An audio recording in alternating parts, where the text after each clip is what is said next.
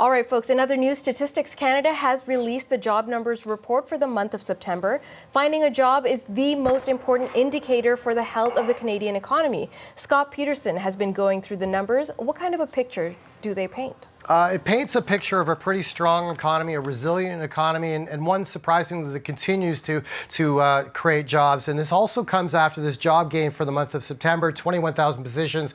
This comes after 3 months of job losses. So some good news, the resilience.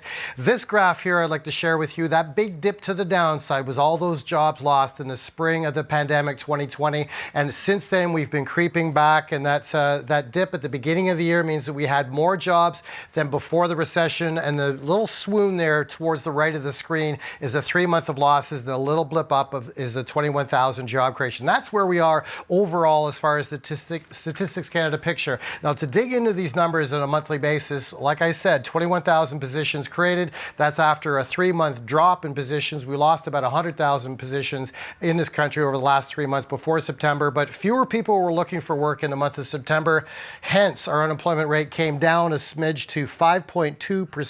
That's flirting with all-time lows that we saw just a few months ago at 4.9%. On the job sector themselves, in September, we saw a lot of teachers being hired, as they traditionally are in September. We saw education, healthcare, social assistance increase. 35,000 positions were created in the public sector.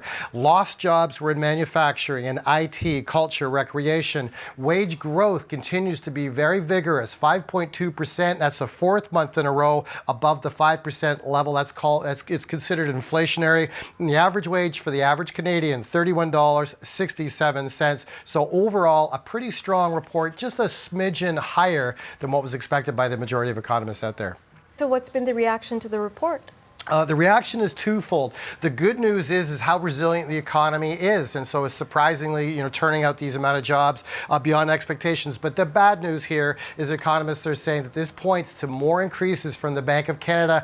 In a few weeks, we're going to hear another expected interest rate hike from the Bank of Canada, because if the economy is still strong, that's what they're going to do as far as increasing rates, making borrowing more expensive, bringing those costs down. So that's the question as far as how much further interest rates have to go before inflation is under control. What type of toll is that going to take on jobs going into the future? Those are the big questions this morning, Natasha. Okay, thank you, Scott. You bet.